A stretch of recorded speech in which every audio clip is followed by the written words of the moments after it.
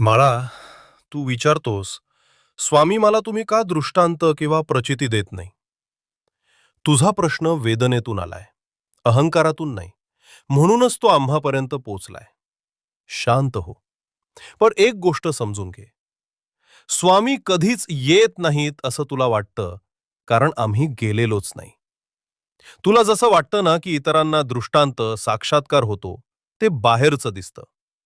तुझ्यात जे चाललंय ते आतलंय, आणि आतलं कार्य जास्त खोल असतं. बाळा, साक्षात्कार म्हणजे दिवा पेटला असा चमत्कार नसतो.